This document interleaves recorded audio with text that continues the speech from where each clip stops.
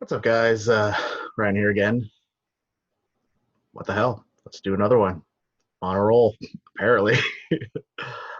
Think, Learn, and Be Vulnerable vlog. Number 11, I want to say. Oh, well. Today, I'm going to talk about Ghost in the Shell. Yeah. Specifically, the controversy about it when it came out however many years ago, and Scarlett Johansson was chosen as the lead. I was fortunate enough to watch the original anime, and then later, right after that, the Scarlett Johansson remake. And I gotta say, now that I've actually watched both of them and I know the story of the first one, I think the controversy doesn't make a whole lot of sense. The idea was that because this is a Japanese anime, and the character was Japanese, the character of the Major, that an Asian actor should have been chosen for the role instead of Scarlett Johansson. I get that. I get that there's opportunities there for Asian actors, and that's something that should have been filled. As an Asian man myself, I think we deserve more roles. And I may be in the minority on this one, so please don't get mad at me for it. But I think the anger is misplaced in this particular case, and here's why. The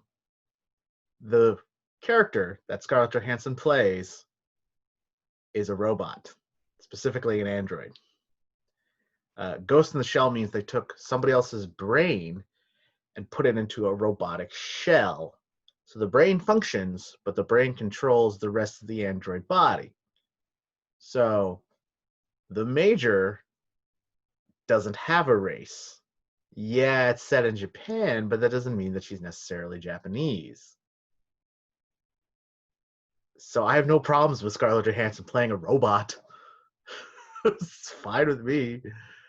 You know, if this was a role specifically written as Asian originally, for instance, the Mandarin in Iron Man 3, got Ben frickin' Kingsley playing him, that is a role that should be filled by an Asian person. And it wasn't. So, yeah. Because that character is specifically Asian. An Asian stereotype, and a bad one, still Asian. Whereas the Major, like I said, is a literal robot, is a literal android. I'm okay with Scarlett Johansson playing androids. I'm not okay if Scarlett Johansson was playing Mulan. That doesn't work. But the anger that so many people get about an actor not being able to get a role and it being racially motivated, I'm totally fine with the argument as long as the role was originally written as Asian or Black or Latino or Indian or whatever race that isn't white.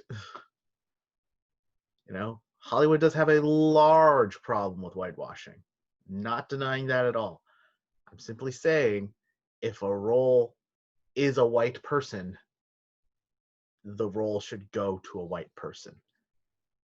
It'd be a little odd to see a non-white Abraham Lincoln because he was originally white. I'm just saying. Now, it'd be neat.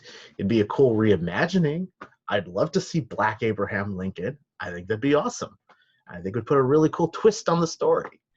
And it would give him a lot more motivation to free the slaves, during the Civil War. I think that's a neat story. That's a cool movie, and that's one I would watch. But we'd all understand it wouldn't be historically accurate. And you're purposely casting a Black actor to change the story. They didn't cast Scarlett Johansson to change the story. She was already a freaking robot. Anybody can play a robot. Robots don't have race. Just don't. So it's weird because like my moral side is arguing with my literary side. And so what is there to think about? I think we need to make sure that we are using our righteous anger for causes that are actually righteous.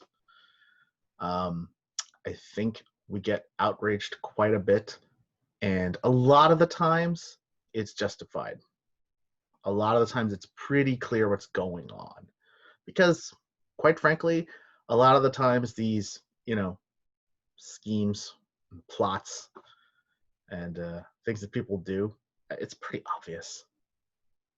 The whitewashing, like I said, of Hollywood is very much there. I mean, they just did a remake of the Bruce Lee story where the main character wasn't Bruce Lee. It was some white guy who put the fight together. He's the main character. They did a movie called The Great Wall with Matt Damon.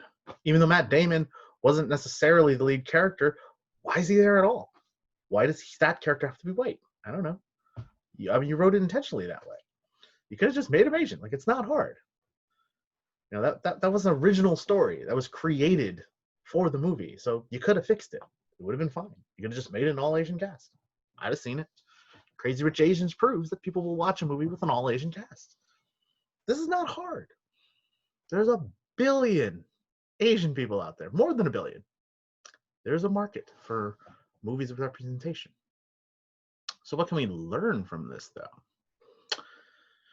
I think we need to learn context of our anger. We need to learn that not everything is worthy of outrage. And you can start to get a little bit of a boy who cried wolf syndrome, or if you're just outraged about everything, people stop paying attention. And I'm not saying don't be mad, but what I am saying is make sure you're fighting the good fight and you're fighting the proper causes. And you're fighting for things that really matter. Representation really matters. And I definitely get that side. But, like I said, let's just make sure that we're thinking properly about what we're angry about. As far as for the vulnerable side goes, I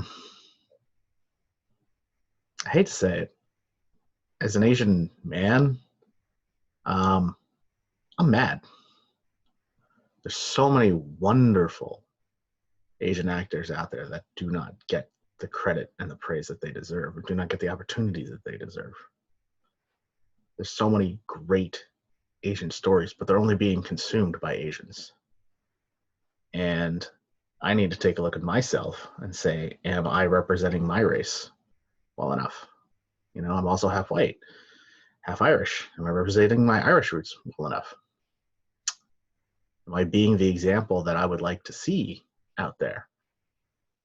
Quite frankly, I don't think so. I don't have the kind of connections to my Chinese heritage that I would personally like.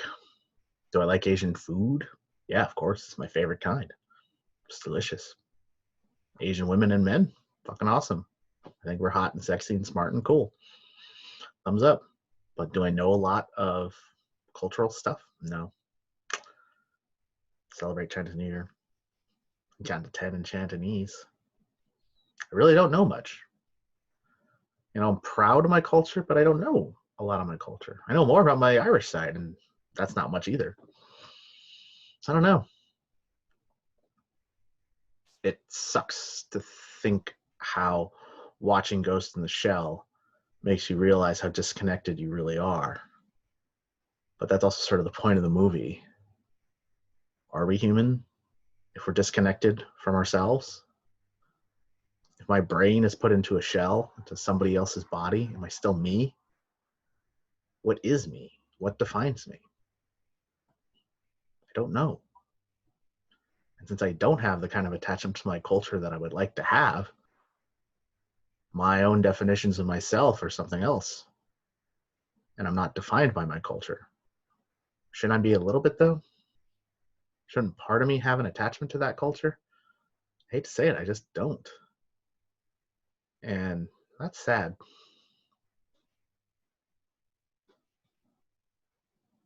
In a way, anytime I'm around either one of my cultures that I'm from, I feel like a ghost in the shell. I feel like I'm in somebody else's body and I don't belong there. I'm questioning if I'm even real or not.